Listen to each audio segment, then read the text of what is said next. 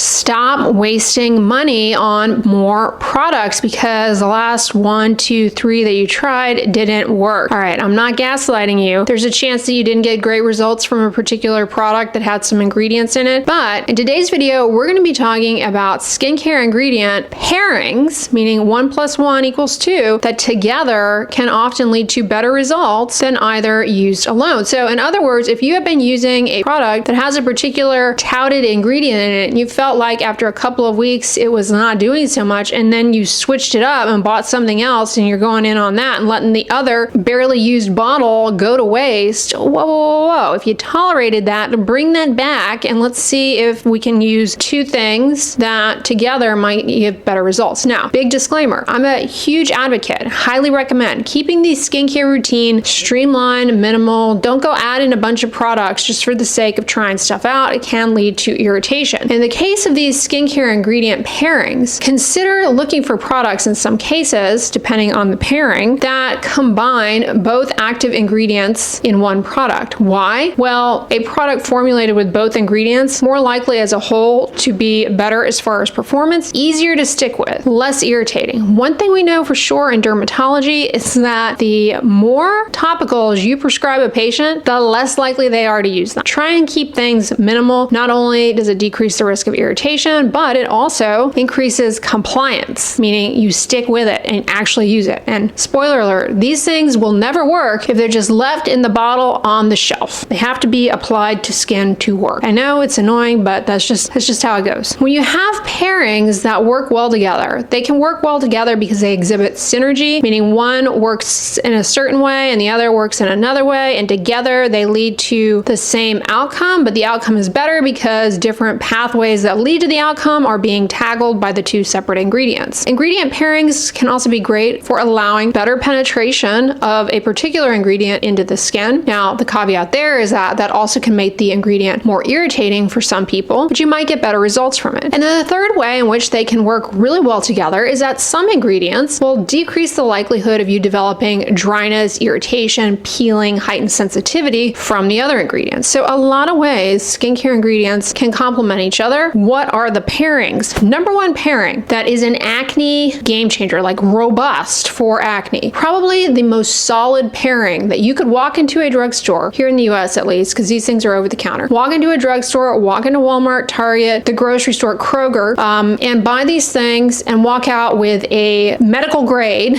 acne routine, like actually evidence-based, actually something that could be prescribed to you by your dermatologist, or you can buy it yourself and do it on your own. And that is a combination of benzoyl peroxide and adapalene. Adapalene is a topical retinoid FDA approved for the treatment of acne. Benzoyl peroxide is a topical acne treatment, FDA approved for the treatment of acne as well. Both are sold over the counter here in the United States. Benzoyl peroxide has a long-standing track record of safety and efficacy for treating acne. It works by reducing the burden of the acne-causing bacterium, Cutibacterium acnes. It also cuts down on inflammation, and it has chemolytic properties, meaning it breaks up the clogged pores, clearing up and preventing blackheads and whiteheads. Adapalene, an FDA-approved retinoid, also works very well for acne because it helps normalize skin cell turnover and it reduces inflammation to clear and prevent breakouts. Adapalene takes some time to start working, but benzoyl peroxide works a lot faster. They're addressing slightly different arms of acne pathogenesis to lead to some of the best results that you can get with anything used over the counter without a prescription. Benzoyl peroxide actually can be used twice a day, morning and night. Adapalene is intended to be applied at night, although technically if you wanted to, if it was more convenient for you, you could also apply adapalene in the day instead of at nighttime, but you only need to apply it once a day. Here's the caveat. The pairing of benzoyl peroxide plus adapalene, while it can be highly efficacious for clearing up and preventing acne breakouts, it also can be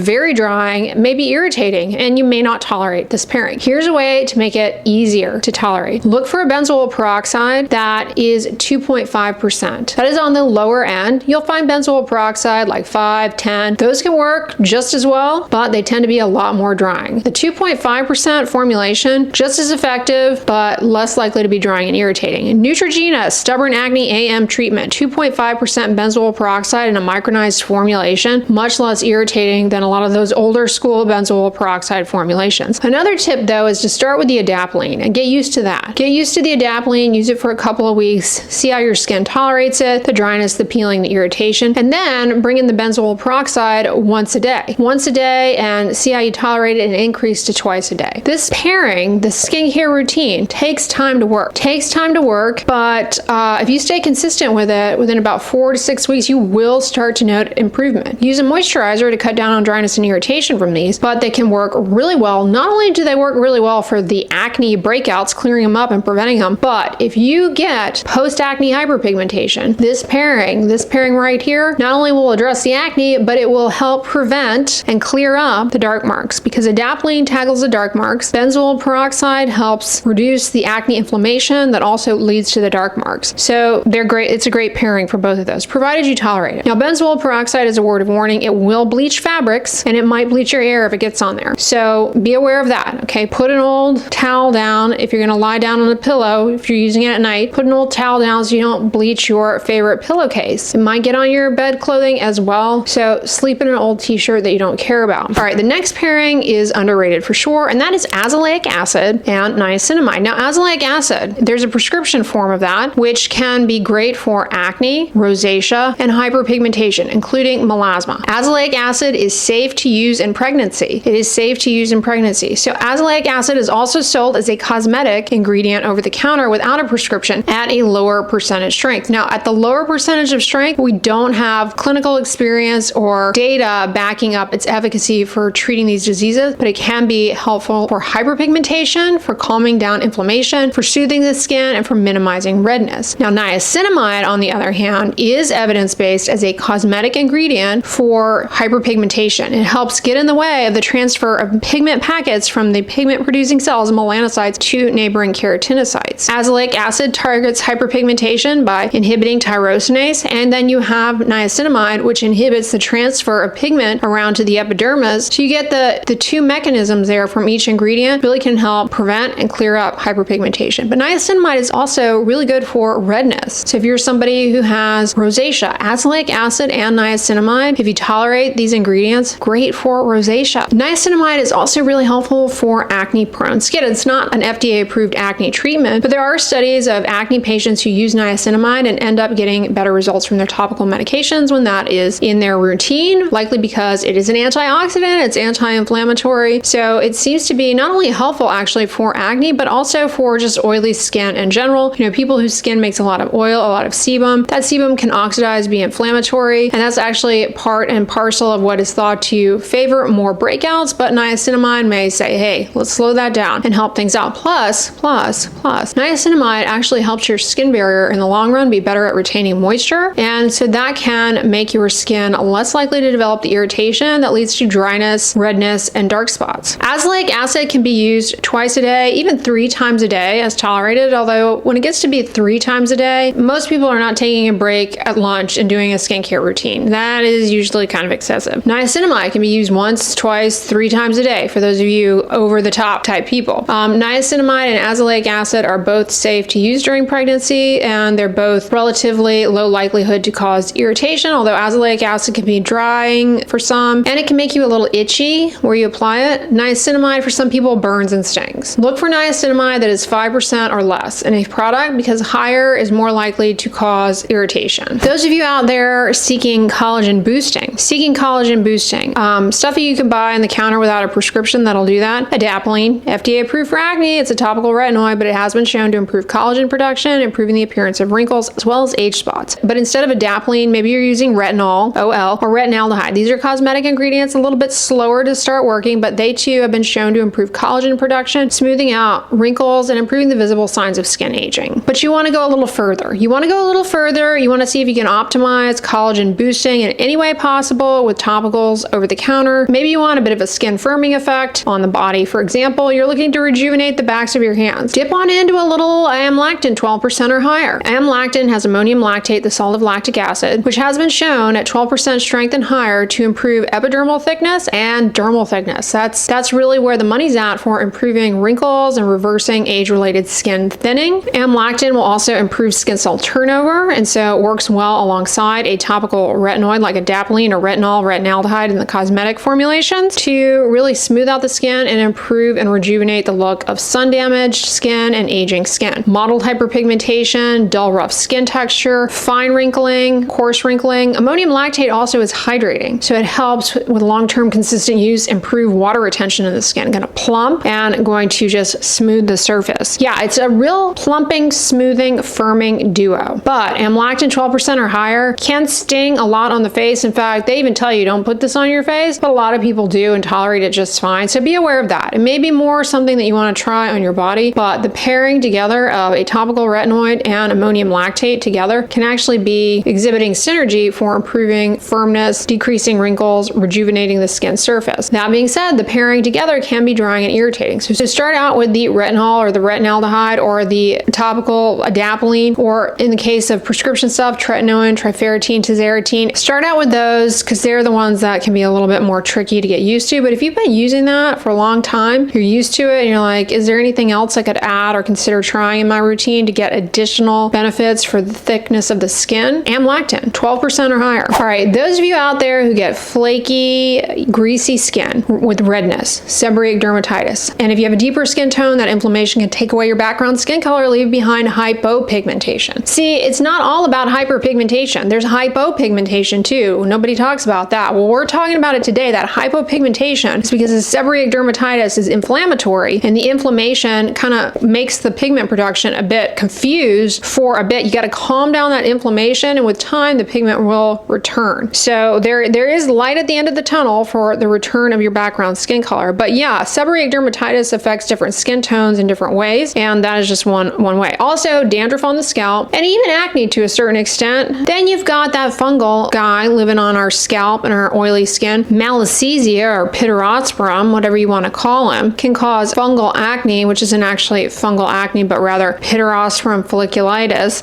Yeah, all sorts of problems. What is the pairing that I'm talking about? I'm listing all of these problems, but I have provided no solution. I know you're frustrated. Here's the solution. Pairing your salicylic acid, like your salicylic acid cleanser that you tried and were forgetting about that you had, pairing that with a sulfur treatment, like the De La Cruz sulfur mask I'm always singing the praises of. So that pairing together might get you better results for seborrheic dermatitis, for oily skin issues like acne, for issues related to pityrosporum folliculitis, aka fungal acne, tinea versicolor. That pairing in particular can be very helpful. Sulfur is anti-inflammatory. It has some antifungal properties to it. It mildly exfoliates, but by and large, this pairing together is really great. Also, if you have psoriasis. Psoriasis is a chronic inflammatory skin condition where you have kind of abnormal turnover of the cells leading to these thick scaly areas. And this pairing won't cure it, but it can help to calm down, soften, and flatten those patches of psoriasis. All right, and the final skincare pairing that is great and works well together is actually going to be sunscreen plus iron oxides, aka tinted sunscreen. Now, this pairing together does an amazing job at protecting you from sun's damaging ultraviolet radiation as any sunscreen would, but the presence of the iron oxides offers the potential to also protect against visible light from the sun, not ultraviolet radiation, but visible light, specifically HEV, high energy visible light that comes from the sun, leads to earlier onset and more stubborn hyperpigmentation in medium to deep skin tones. So if you're someone who doesn't really burn, but you tan easily, your skin gets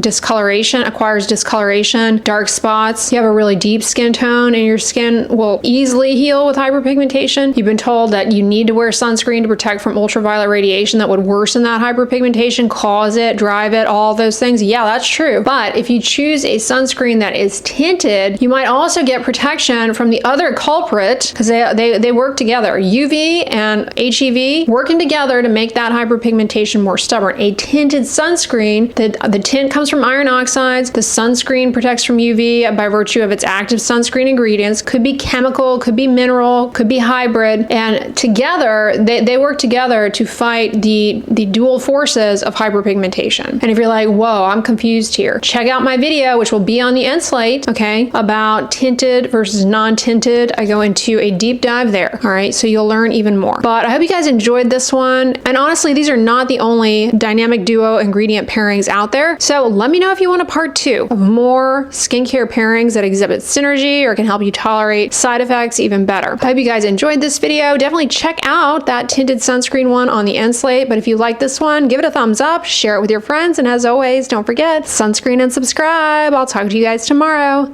Bye.